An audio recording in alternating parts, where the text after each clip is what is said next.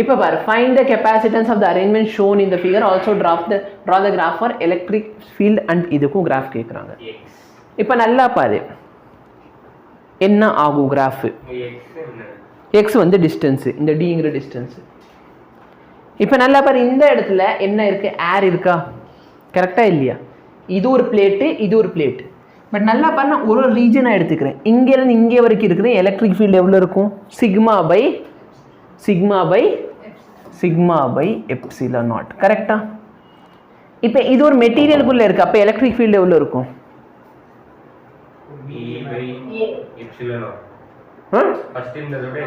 அப்ப எவ்வளவு வரும்?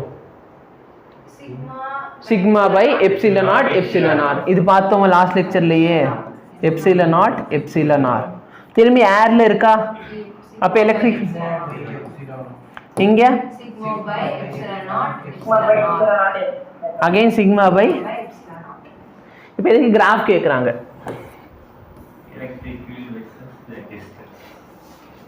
சரியா? x னு சொல்லி டிஸ்டன்ஸ், இது electric field. First electric field எவ்வளவு இருக்கு? Sigma by epsilon naught. இப்போ நல்லா பா, டை எலக்ட்ரிக் மெட்டீரியல் இன்சர்ட் பண்றப்ப எலக்ட்ரிக் ஃபீல்ட் என்ன ஆயிருச்சு? கம்மி ஆயிருச்சு. இவ்வளோ வச்சுக்கலாமா? இவ்வளோ கம்மியா இருக்கு. அப்ப இங்க வேல்யூ எவ்வளோ? Epsilon naught epsilon R. திரும்பி என்ன ஆகுது? Sigma by epsilon naught. திரும்பி என்ன? Sigma by epsilon naught epsilon R. திரும்பி சிக்மா பை எப்சிலான் நாட். புரியுதா? புரியுதா? இந்த கிராஃப் புரியுதா? ஸோ இந்த இது பார்த்தனா T1 டிஸ்டன்ஸ்ல இது இருக்குது, இதோட திக்னஸ் வந்து T2. Any difficulty? புரியுதா? சரி. இப்போ நடுவில் மெட்டல் வச்சுட்டாங்க. இங்க எலக்ட்ரிக் ஃபீல்ட் எவ்வளவு இருக்கும் ஏர்ல? இங்க கேனா கேன்னு போட்டுக்கோ, எப்சிலான் ஆர் போட்டு. இந்த இடத்துல அகைன் மெட்டல்ல very good, sigma by epsilon. புரியுதா? மெட்டல்ல எலக்ட்ரிக் ஃபீல்ட் எவ்வளவு இருக்கும்? அப்ப ஃபர்ஸ்ட் எடுத்தோனே சிக்மா பை எப்சிலான் நாட் கம்மியாகுமா? திரும்பி என்ன ஆகும்? 0. புரியுதா? ஸோ இந்த value sigma by epsilon naught. இந்த வேல்யூ என்னது? Epsilon naught K R epsilon naught epsilon R. இது எவ்வளோ? 0. புரியுதா? ஏன்னா நீட்ல ஒரு வருஷம் இந்த கொஸ்டின் கேட்டிருக்காங்க. சரியா? நல்லா பாரு, இந்த இடத்துல என்ன சொல்லிட்டாங்க? இந்த இடத்துல ஏரா ஃபர்ஸ்ட் எடுத்தோன்னு ஏரா. அப்ப வேல்யூ எவ்வளோ?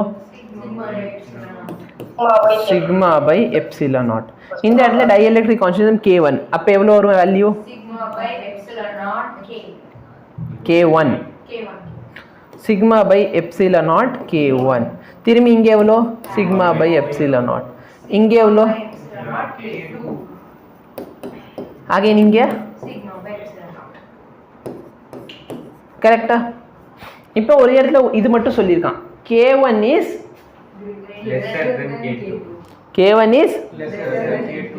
அப்ப இந்த வேல்யூ பெருசா இருக்குமா இல்ல இந்த வேல்யூ பெருசா இருக்குமா?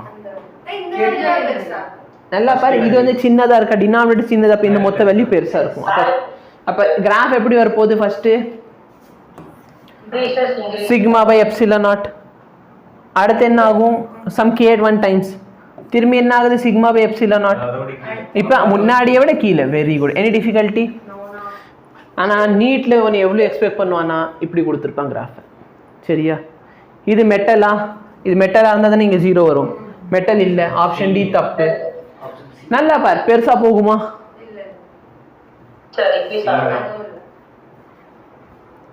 கரெக்டா? நீ அவ்வளோ யோசிக்கிற அளவுக்குலாம் உனக்கு கிராஃப் கொடுக்க மாட்டாங்க. புரியுதா?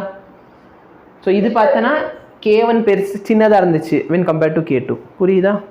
என்ன டிஃபிகல்ட்டி? சப்போஸ் நான் ரெண்டு பாடியை ஒயர் வச்சு கனெக்ட் பண்ணா என்ன ஆகும்? ரெண்டு பாடியோட பொட்டன்ஷியல் ஆட்டோமேட்டிக்கலி என்ன ஆயிரும்? சேம் ஆயிரும். கரெக்டா இல்லையா? அப்ப லெட் மீ சே என்கிட்ட முன்னாடி ஒரு சார்ஜ் இருக்குன்னு வச்சுக்கோ. இங்க இருக்க சார்ஜ் எவ்வளோ? சம் Q1, இது Q2ன்னு வச்சுக்கோ, ஸ்டார்டிங் சார்ஜ். அப்போ பொட்டன்ஷியல் சேம் ஆகுற வரைக்கும் என்ன நடக்கும்? இங்க சார்ஜ் எக்ஸ்சேஞ்ச் ஆகுமா? அப்போ ஃபைனலி என்னோட சார்ஜ் வந்து சம் q டேஷ் இங்கே பார்த்தோன்னா q1 dash and q2 dash. இப்போ எனக்கு ஒரு விஷயம் கன்ஃபார்ம். என்ன விஷயம் எனக்கு confirm? q1 plus q2 q1 dash plus q2 டேஷும் ஈக்குவலாக இருக்கும். இருக்குமா இருக்காதா? கரெக்டாக இல்லையா? ஏன்னா சார்ஜ் என்ன இருக்கும்? கன்சர்வ்டாக தான் இருக்கும். சார்ஜ் வந்து எங்கேருந்து புதுசாக வராது. கரெக்டாக? அப்போ டோட்டல் சார்ஜ் என்னவாக தான் இருக்கும்? கன்சர்வ்டாக தான் இருக்கும். இதை வந்து இன் டர்ம்ஸ் ஆஃப் கெப்பாசிட்டன்ஸ் எப்படி சொல்லிக்கலாம்? C1 V1. இப்போ தானே Q is equal to Divya ஏன் தப்பா சொல்ற? பிளஸ் Q2 க்கு வரல கரெக்டா? யோசிச்சு பாரு. நீங்க பேசிக்கலி என்ன சொல்றீங்க? சார்ஜ் சேஞ்ச் ஆச்சுன்னா அதோட கெப்பாசிட்டி சேஞ்ச் ஆயிருமா? 2 டம்ளர் இருக்கு. கரெக்டா இல்லையா? சரியா? 2 டம்ளர் இருக்கு என்கிட்ட. 2 டம்ளர்ல என்ன பண்றேன்னா ஓட்டை போட்டு ரெண்டுத்தையும் கனெக்ட் பண்ணிடுறேன். அப்போ பேசிக்கலி என்ன நடக்கும்? தண்ணி வந்து ஹையர் லெவல்லேருந்து லோயர் லெவல் ஃப்ளோ ஆகுமா? நீ என்ன சொல்ற? பாட்டிலோட கெப்பாசிட்டி மாறும். கெப்பாசிட்டி மாறுமா? அப்போ C1 டேஷ் கிடையாது, அதே C1 தான். V1 டேஷ் ஏன்னா வோல்டேஜ் சேஞ்ச் ஆகும். கரெக்டாக இல்லையா? வோல்டேஜ் எப்போ வரைக்கும் சேஞ்ச் ஆகும்? ஈக்குவல் ஆகிற வரைக்கும். ப்ளஸ் வோல்டேஜ் ரெண்டுமே ஈக்குவல் ஆயிரும். கரெக்டாக இல்லையா? புரியுதா? அப்போ என்னோட ஃபைனல் V டேஷ் எவ்வளோ? V டேஷ் பார்த்தனா C1 V1 plus C2 V2 by C1 plus C2. எங்கேயோ பார்த்துருக்கோமா இந்த மாதிரி ஃபார்முலா ஃபிசிக்ஸில்? நிறைய இடத்துல பார்த்துருக்கோம். ஈவன் சென்டர் ஆஃப் மாஸில். கரெக்டா? Yes, K1 A1 plus K2 A2 divide by A1 plus A2 டை எலக்ட்ரிக்கில் பார்த்தோம். செக்ஷன் ஃபார்முலா இப்படி தானே வரும் முகேஷ்? இப்படியா? x1 இது x2 இது m1 இது m2 m1 x2 அப்படி வந்தா தானே செக்ஷன் ஃபார்முலா.